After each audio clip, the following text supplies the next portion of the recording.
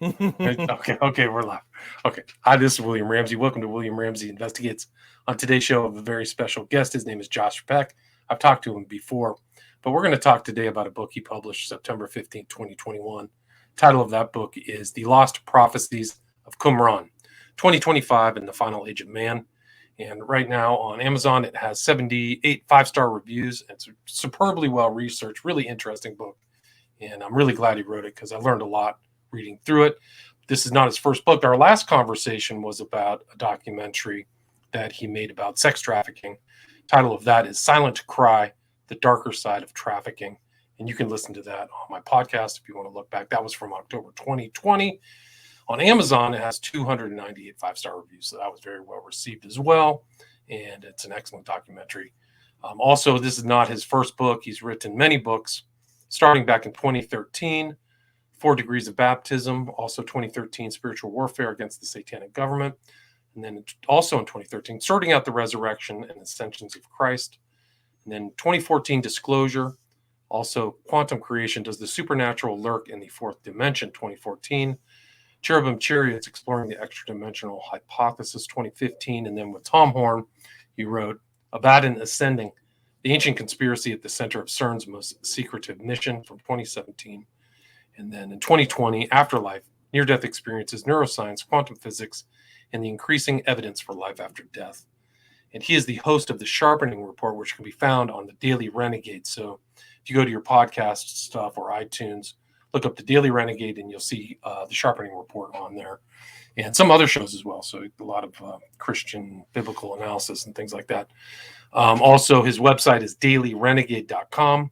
But again, we're going to talk about this book he just published titled The Lost Prophecies of Qumran. So, Josh Peck, welcome back to the show. Thanks for coming on. Thank you so much for having me. It's good to talk to you again. Yeah, likewise, man. It's always great to talk with you. For people who may not have heard our last interview, can you talk about, you have just a lot of books and a documentary. Can you talk about some of your work and then what led you to write The Lost Prophecies of Qumran? Yeah. So I started in full-time ministry in about 2012, and like you mentioned, I wrote some back then. I was still trying to get used to writing, so I wrote some really short, like 50-page books. That was the first few that you mentioned, and then I started getting into more full books and stuff. Tom Horn got a hold of some of my work from Dr. Michael Lake, actually passed it along, so shout out to him. Big thanks to Dr. Lake. He's a big reason I'm where I am now, working with Skywatch. But Tom liked it, so he invited me out for an interview when Skywatch was just starting. I was one of the first interviews, and that's when my wife and I got to meet the team. And so a little while after that, Tom offered us jobs, and we moved from Michigan to Missouri, and I've been at Skywatch ever since. So yeah, the books, everything from Abaddon Ascending and forward is all Defender books. The ones before that were like self-published stuff when I was first starting out. Gotcha.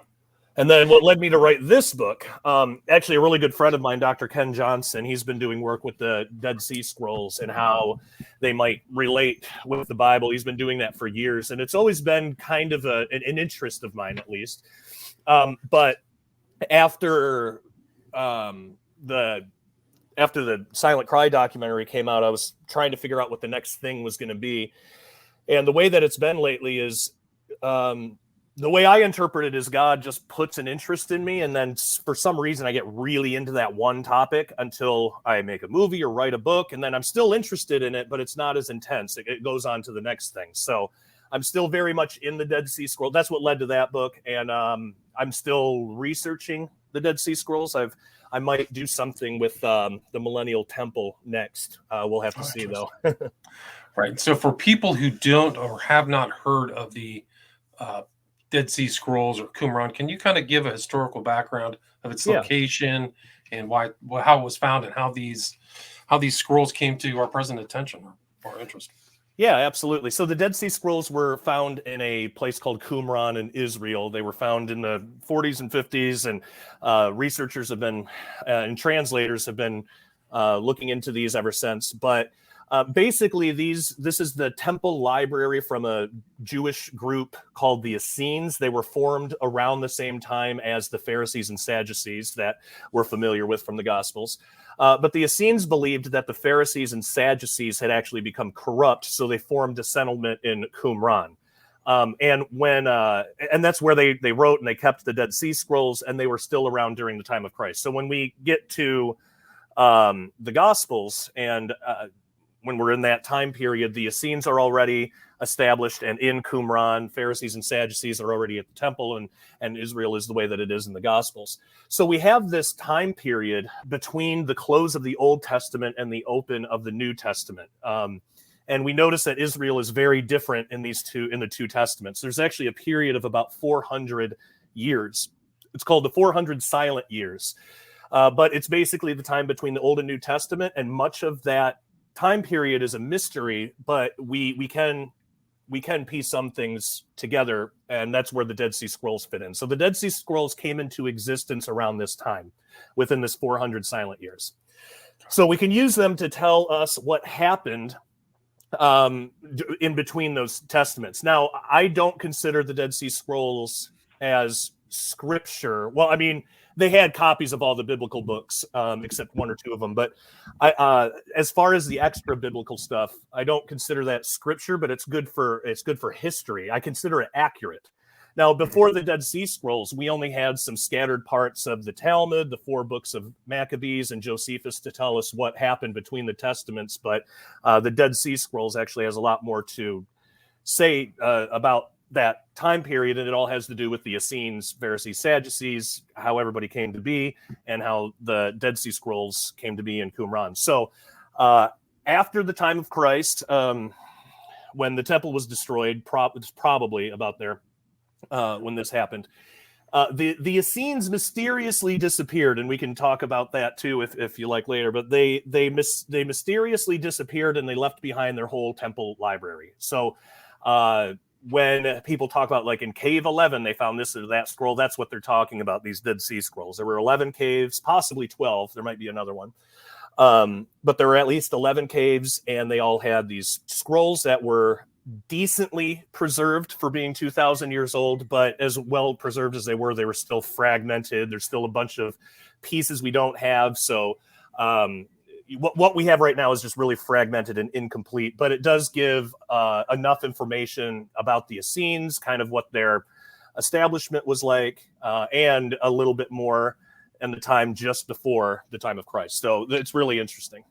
Right. So, I mean, it was found, I think, by a shepherd boy throwing rocks, heard some ceramics or something, and went in. And so like you said, it's the complete corpus of what we know as our standard Bible, with additional files. So there's other things that are in there. And you actually mentioned, Dr. Ken Johnson, there's a copper scroll in there as well. Can you talk about that?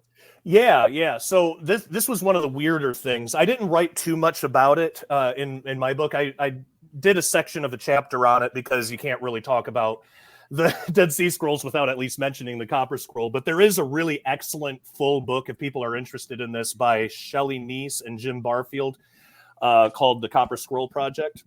And there's a ton of information there about it. But basically, when they were finding all these scrolls, and most of them are just parchment, normally what you would expect, but there was one that was kind of hidden, and it's on a little piece of copper, and it was actually rolled up too. So we had to use modern technology to actually be able to unroll this thing to read it. But it's on copper, and it looks like basically a list of treasures and like where to find them and things. So the Copper Scroll Project, they are trying to get out there and try to find these artifacts that's listed in this copper scroll, but due to political situation and stuff, they're having a hard time actually being able to excavate anything there. But so if people want more information on that, they should look up the Copper Scroll Project. But I do have an interview in the Lost Prophecies of Qumran with Jim Barfield of the Copper Scroll Project, and that's included in there as well. So people fascinating. So it's almost like a treasure map of all of this stuff. And you mentioned political. These scrolls do have a lot of politicization and things like that associated with where they are and their interpretation and meaning, right? Oh, big time. Yeah. Well, I mean, for one thing, it's proof. It's further proof that the Jewish people have right to that land because the Dead Sea Scrolls are there. So just politically, that alone is an issue. So it makes it harder for any excavations to be done there. But also just within academia or just within Christianity, it seems like a lot of people have trouble knowing what to do with the Dead Sea Scrolls, where they fit. With probably like our audiences, the biggest question I get asked about this is, should these be in the Bible? Because among the Dead Sea Scrolls, you have the Book of Enoch, Jubilees, and the Book of Enoch is quoted in the Bible in a couple of places. So I get asked that, should Enoch be in the Bible? And I say no, because I think that's the safe answer. You can read Enoch if you want, but if you're Ethiopian, it's in your Bible. Ethiopians have it. Now, if you read the Ethiopian, though, some of the numbers, some of the dates, like the year dates, are going to be wrong. There's something about, and Jubilees is like that too. There's something about translating from Hebrew to, maybe Greek or whatever, but from Hebrew to something to Ethiopian Ge'ez, that it messes with the numbers, and sometimes the numbers don't come out right. So when you're reading Ethiopian stuff, just keep in mind the numbers might not be exact, but there are it is, besides that, it's very, very close. So we have enough in the Dead Sea Scrolls of the Book of Enoch to know that the Ethiopian one is a very accurate translation, except the numbers. So that's really cool. But yeah, as far as should it be in the Bible, I think it's really good history. I think it's good to see kind of what the culture around the Second Temple period or the intertestamental period, how the Essenes thought about things, and But as far as should it be in our Bibles, I don't think so. There's so many Dead Sea Scrolls. I have books and books and books. If you included them in the Bible, no one would read the Bible. It'd be way too big. So just practically speaking, but even on the question of inspiration, I do believe these had a purpose for a time, and we don't fully know what that purpose was or is. It definitely led to the spread of Christianity, actually, which is really cool, and that's a cool story with the Essenes. But they served a purpose for a time, and I think we can learn from them historically. But I don't believe that God intends us to lift these above or to the level of Scripture. At the same time, I don't, and I want to mention this too, I do not believe there's any indication whatsoever that God wants us to convert to the Essene religion or anything, because there are some people that it's like, well, the Pharisees and Sadducees had a bunch of problems, but it really seems like the Essenes had it together. So wouldn't that be the one? And yes, they did have it together. They actually predicted what the Messiah would be, who the Messiah would be, what the attributes would be, that this wasn't what the Pharisees thought, some military leader, and then there would be a second Messiah later, that this was one Messiah in two different appearances, his first coming, his second coming, that he would be a God in the flesh, that he would die for sins. They even got the date of when he would be put to death. So we're always told nobody in Israel knew when Jesus came that he would be how he was, but the Essenes knew. So yeah, they did have it together, but we have to remember they were still pre-Jesus. They weren't perfect, and they still had some stuff they needed to get corrected too. They were not nearly anywhere close to what the Pharisees and Sadducees were, but they needed to learn some lessons about love and things like that. So they weren't perfect, but they were the closest at that time, and they were the most easily converted. Well, I should say they were the easiest to follow Jesus when Jesus came. Yeah. Right. And for people who don't know, on a map, Qumran is about 5 miles directly east from Jerusalem. Yeah. So for today's time, not that far, but maybe back then it was a decent journey, half a day journey or quarter day journey. So it's somewhere out there and overlooking the Dead Sea.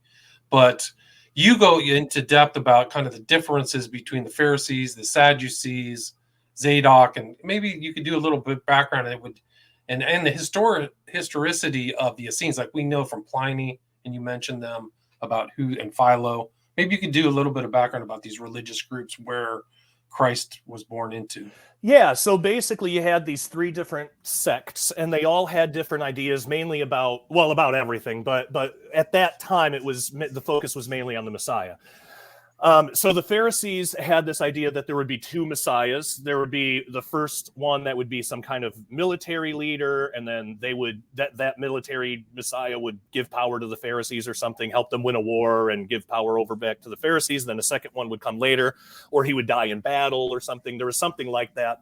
And then a second messiah would come later to fulfill the rest.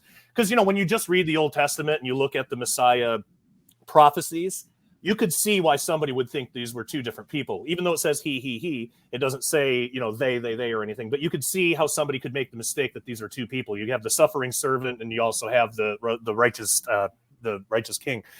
So they thought it was two different messiahs. Now the Essenes, we can pretty much skip past the Sadducees. They didn't really believe in anything. They kind of had the belief of, whatever the government says, there's no afterlife. So whatever the government says, do that and live life as good as you can while you're here, as easy as you can. Go with the government, do what the government says. What's the point of fighting back? The Pharisees were not like that. Sadducees were, and it was because they didn't really believe in like angels, or they had lost a lot of their beliefs. Now, and then you got the Essenes. Now the Essenes believed in one Messiah, two different comings, which is interesting because that's a very Christian belief. And in many ways, these really were like the pre-Christians.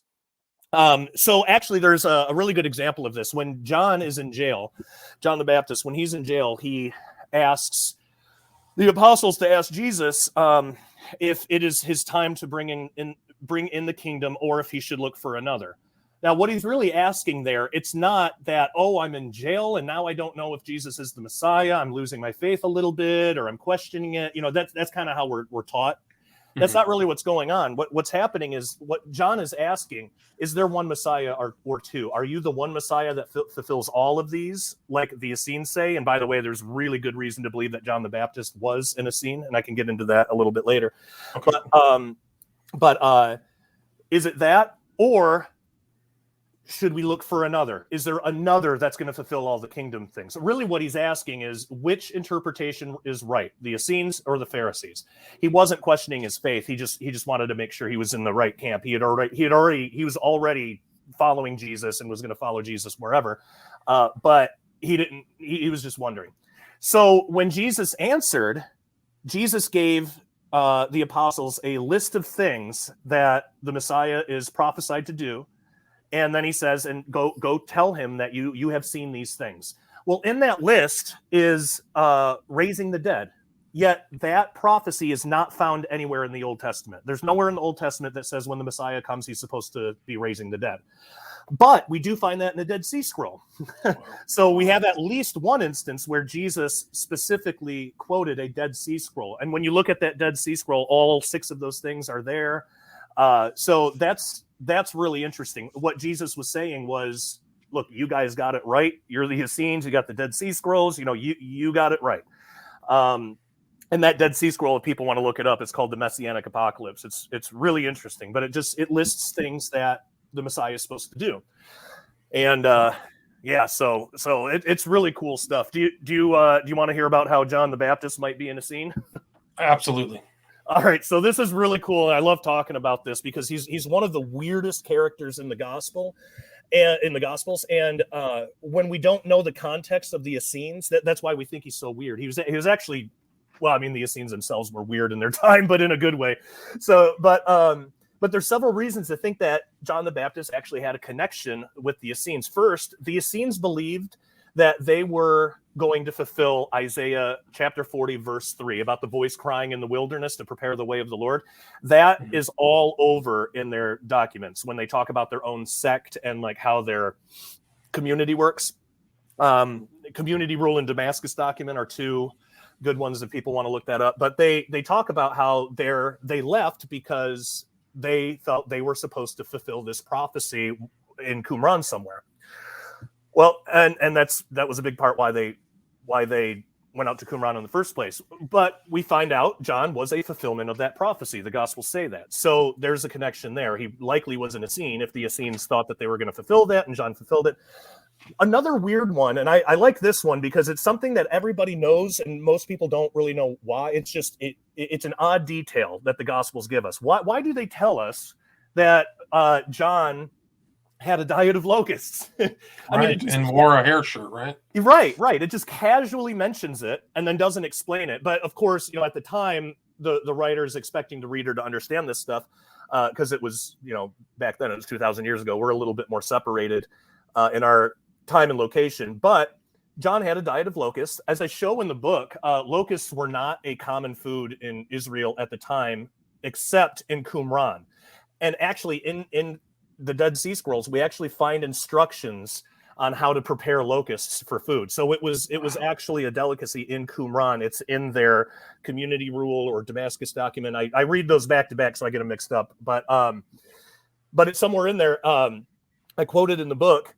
So I think that's why that detail is there. And then people at that time, 2,000 years ago, just seeing that somebody's eating locusts, there was a significant amount of that population who would have gone, okay, that guy's in the scene. Yeah, yeah. It was something that pretty much only they were kind of known for that. I mean, I'm sure other people, if they wanted to, they could have eaten them, but like a Chinese restaurant's going to be known for Kung Pao chicken or something. You're not going to go to an Italian place. It's like, okay, that's Chinese. So I think it was like if somebody sees somebody eating a locust, that's probably in a scene. Right. It makes sense. One of the more interesting ones too. John's father worked in the temple, but for some reason we don't see John following that tradition. So the Essenes were actually known for accepting other people's children into their community and being raised by them as their own, kind of like an apprenticeship, but but they were part of the community. So what probably happened is, so his dad is working in the temple, so he's not an Essene. And then this angel shows up. He learns about John. He can't talk for a while, so he knows it's real. Well, at that time, he's got to realize, oh my gosh, the Essenes had it right. I'm in the wrong place. And so when John is born, that's why John wasn't raised in the temple with the corruption and everything. That's probably why he was shipped off to Qumran, and they raised him in Qumran. So there's also a church father as well that lists John as being the leader of the school of the prophets that apparently was still active at that time in Qumran. And the Dead Sea Scrolls are full of prophecies and stuff too. So there's a bunch of stuff about that. Wow, it's amazing. It's really amazing. And I think you quote in your book, like Qumran is the home of the prophets of Israel and the descendants of a long line of men from the Melchizedek order. So absolutely. Really something else. Yeah, and then the last one, John was baptizing before Jesus comes on the scene. The Essenes were known for frequent ritual bathings. I mean, the Pharisees sort of had that too, but with the Essenes, it was like all the time. They would do it before meals. Like it was a big part of their community, and it was like an initiation thing. It was like this is how to initiate you into the community. Well, when Jesus comes on the scene, Jesus gets baptized, but now it's not just being baptized into the Essene community. Now it's like, if you're going to follow Jesus, you be baptized in his name. And so it's still that initiation thing. It's like the initiation into Christianity. It doesn't provide salvation. Salvation is through Jesus Christ alone, but it's like the initiation. It's like the stamp on it. It's like, now you have dedicated yourself. You want to do this, and you're showing everybody else. So they had that same kind of thing in Qumran with the Essenes. They were really big into oaths. They were really careful about how they did oaths and stuff like that. So if they're initiating somebody in, it's like a big deal. So that's why baptism was such a big focus of John's ministry. Fascinating. It's really something else. And the Qumran is really not far from the alleged site where Christ was baptized, right? Right. So it's like a stone's throw. It's probably a short walk, like a mile or two, I think. Or maybe 5 or 10 miles. Yeah, if I remember right, it's only a couple miles, or it's within walking distance. Yeah. And so you see that similarity. It's really, So, and I think it proves your point in your book. You say that the Dead Sea Scrolls provide additional biblical insight. And I think that's really something that bears out with all of this library of files that was found. Yeah. Yeah, and that's actually, you bring up a good point. That's one of the most important things about this is that the Dead Sea Scrolls, it's lost Jewish history. And right now, most Jewish people, they're either secular or Orthodox, which comes from Pharisee teaching, and they don't know that there's this other option. They've heard of Christians, these crazy Christians over here, but Jewish Orthodox Jews and secular Jews don't really care much for Christianity generally, and it's going to be hard if you use the word Christian. They're going to have something in their mind on what that is, and it's going to be harder to. But they don't know that there's this other option here, where there's an extremely rich history that's full of honor and obedience to God, that is completely Jewish. And unfortunately, most Jewish people today don't have access to that part of their history. So I would think if we can help Jewish people reclaim their history, show them like, all right, forget about the Christians. Look at the Essenes. Look at the Dead Sea Scrolls. This is actual Jewish history. They were honorable. They didn't corrupt the temple. They actually left because of corruption. This is extremely Jewish stuff. If we can get them interested in that, and they read this stuff, you're going to see Messiah, you're going to see Jesus all over the Dead Sea Scrolls. You can let the Dead Sea Scrolls speak for themselves. So if we can help the Jewish people reclaim their history, I think they'll be more likely to consider Jesus, because the Essenes immediately knew who Jesus was when he came, and they accepted him. That's why in the Gospels you have some people where it takes very little convincing. Basically, they see Jesus and thousands, convert. But then other times he gets around some other people, usually the Pharisees and Sadducees, and it's like, no, you talk to them for days and days and they're not budging. Right. But that's why the ones that were accepting of Jesus immediately, it's because they were already expecting that. They were seeing their prophecies in the Dead Sea Scrolls, their own prophecies getting fulfilled. And they were seeing Jesus do all that. So they expected that. That's why it was easier for them to convert. But the really cool thing is, I know we don't have an unlimited amount of time, so I want to make sure I at least close this thread. But the Essenes, the reason they disappeared, academia acts like it's a mystery. Nobody knows. Maybe it has something to do with the destruction of the temple. Maybe they fled. That's not what it was. They became Christians, and they took the Great Commission seriously, and they went out and preached the gospel to the world. Like, we come from the Essenes, we Christians. Wow. And it's because of them that we have this amazing Christian tradition that we have now, where we still do the same thing. We go out through the world and we try to proclaim the gospel of Jesus Christ to anybody who will hear and accept it. So that's how amazing the Essenes are, and how amazing this history is that we're commonly not taught in church, because a lot of this is only just now coming to light. Right. I mean, it's all very recent type stuff, and people are still interpreting it. And you go through some of the documents. You talk about the War Scroll, the Melchizedek document, the Aramaic Apocalypse. Can you talk about the importance or relevance of some of these uncovered manuscripts? Yeah. So what's really cool about them is the mystery that's involved. So like the War Scroll, I wrote, just to take that one as an example, I wrote about it extensively in the book, but to be honest, I don't know what to do with it. It seems like it talks about the way most people interpret it, or if you watch the History Channel, they'll say the War Scroll is about this end time battle against the sons of darkness and the sons of light, and it is that. But when you actually read through it, it seems like it's more than one battle. It seems like it's describing more than one thing for more than one purpose. And so in the book, and nobody really knows, but in the book, I kind of go through some options. Maybe it's multiple prophetic wars, because angels are fighting in some of these wars too. So, but then it'll give odd time frames. Like it's not a 7-year war, or it's not like what you would expect Armageddon. It's something like 29 years or like 35 years. It gives these weird times. So with that, it is something end times, but the way it's described, it goes into great detail about like the trumpets of war that people are blowing, and talks about a lot of stuff like that. One thing that's really interesting, and this is a common thread through some of the other prophetic Dead Sea Scrolls, is it talks about this group of people called famous men. Now that's just how it's translated. I don't know what the original Hebrew is, but it's translated as famous men. And if this is an end times battle, and it must be because the Messiah is there, angels are there, when you look at all the people groups, you have everybody except glorified human beings. I think that's what the famous men are. And because when you read the description, it kind of sounds like glorified human beings, and who have been restored physically. So with the War Scroll, I don't know. Another scroll like that is the Temple Scroll, which is something that I've been looking into recently and trying to understand. But that's another one where it's clearly really important, because they saved it. The Temple Scroll is one of the longest scrolls. that remains preserved, but a lot of it has degraded. Unfortunately, the top third of it is gone. There's lines missing in between parts. So the temple scroll first talks about a lot of sacrifices and kind of normal temple things, but then it gets into this description of what sounds like the millennial temple described in Ezekiel. But when you read it, it's different. There's different elements, and they don't match. So I don't know what the purpose of that was, what it was supposed to be. There, I like the mystery of it because nobody really knows. So I'm currently involved in that.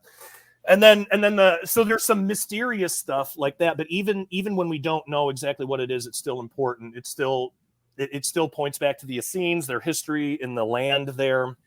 And one of the biggest things that the Jews actually have the right to the land there. So and that helps prove it. But very important documents. I'm waiting to see what some of these other ones like the War Scroll and Temple Scroll actually mean.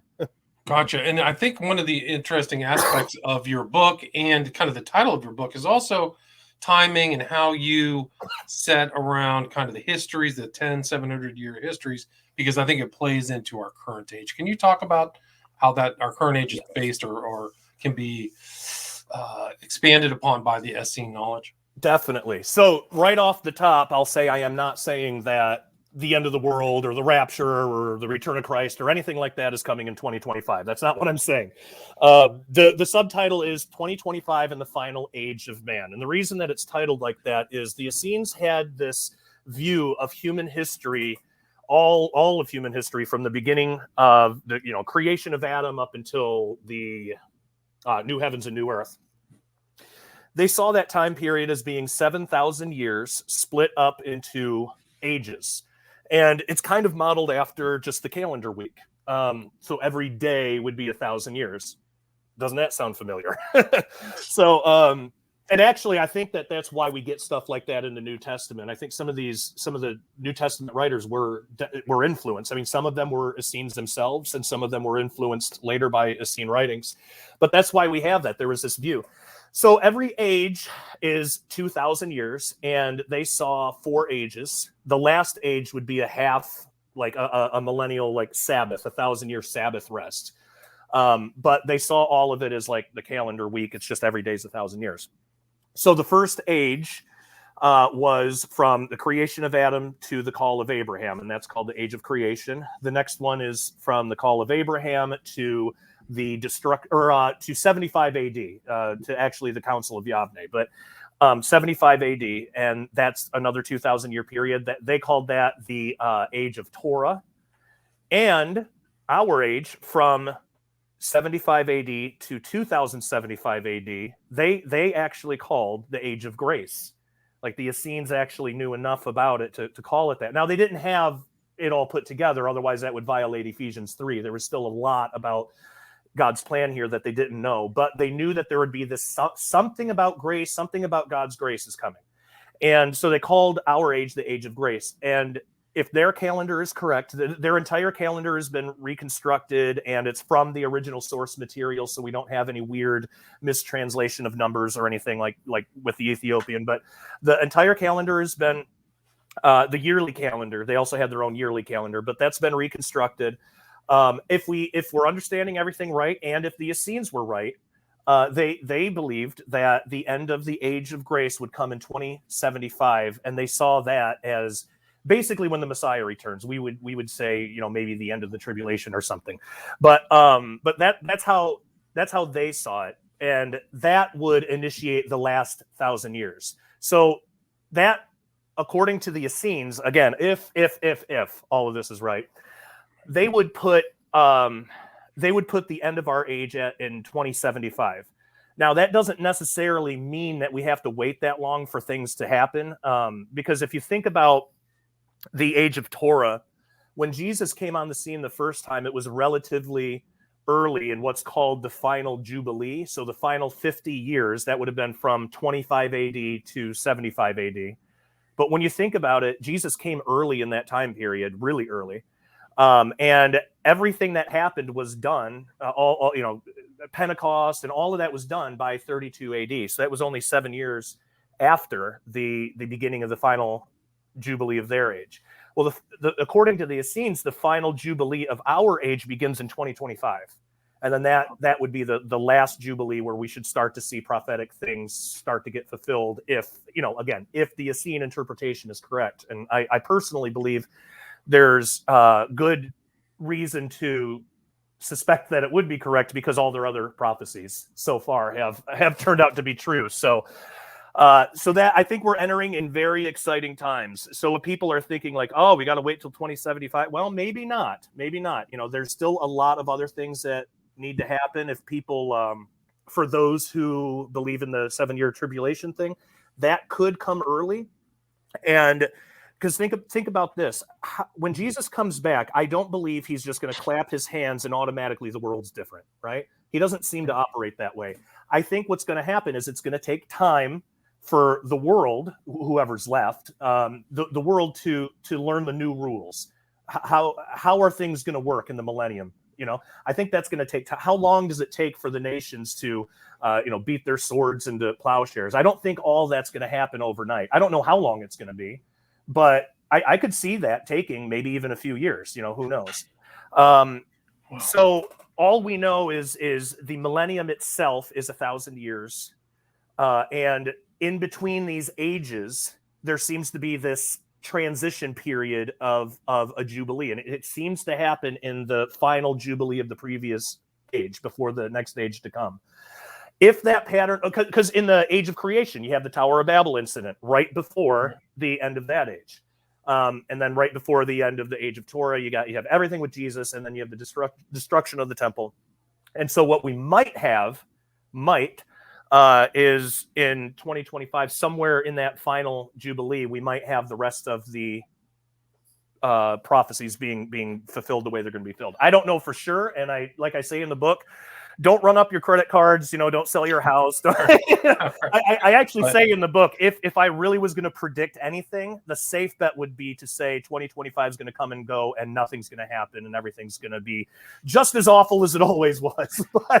But I mean, do you find any of the Essenes had eschatology that was anything distinctly different than the common biblical corpus? Did you find any variants? Okay, so no, and that's the amazing thing. It actually all lines up really well. And in the very end of the book, and I'll leave that for people to go and read on their own. I won't get really into it, but at the very end of the book, I actually show how the Dead Sea Scrolls are perfectly compatible with Bible prophecy. They don't change anything. They add some context. They help connect some dots, but everything's the same. The only thing I can't figure out, again, is that description in the temple scroll of this temple that never was built. And it sounds like by the description that it's the millennial temple, but it's totally different. However, I would not say that is like a wrong prophecy. I just don't think that's the Ezekiel prophecy. I don't know what it is because we don't have the context. We have no idea why that was written or what the message is supposed to be for it.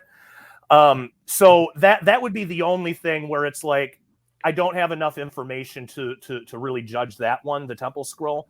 But that is the closest so far that I've ever come up against like a contradiction or something that was just totally different. But again, temple scroll might not have anything to do with the millennial temple, might not have anything to do with Revelation or Ezekiel's vision. It could be something totally different. So that one I put in that category. But yeah, the rest of them, I mean, it goes along with it really, really well. It seems like Essene eschatology and Christian eschatology are pretty much identical. Wow, amazing. Well, that's a great talk, Josh. Thanks for sharing all that information. Yeah. Where's the best place to get the book? skywatchtv.com, because if people get it there, they'll get some extra materials. They'll get Ken Johnson's new book, which we released together. Ken actually wrote the foreword to my book, and I was honored to write the foreword to his. So it was really cool. And then it comes with some other materials as well that people can check out at skywatchtvstore.com. Or if people just want the book, they can get it on Amazon. Wherever they get the book, though, I would ask people to please leave me a review because that does help. But yeah, skywatchtvstore.com is the best place to go. Gotcha. I will put that in the show notes, skywatchtvstore.com. And then for people who want to listen to your podcast, it's the Daily Renegade.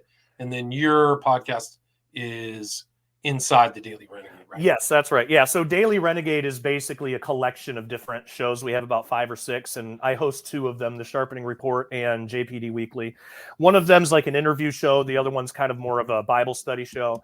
I kind of took a hiatus to get through the holidays, but getting ready to start producing some more content again soon. So yeah, dailyrenegade.com. People can check that out, and they can check out some of the other hosts we have. We have Gary Wayne, Brian Melvin, and so people will be able to find something there that they like. Dailyrenegade.com. I heard your interview with Michaela Peterson. That was really fascinating. Oh, yeah. That one, so that was cool. Yeah. And thanks so much for your time, Josh. Again, the title of the book is The Lost Prophecies of Qumran, 2025 in the Final Age of Man. Really superbly well researched. Thanks so much for your time. Oh, thank you so much for having me on. It was great talking to you again. All right, awesome. God bless. All right, stay there. Stay there.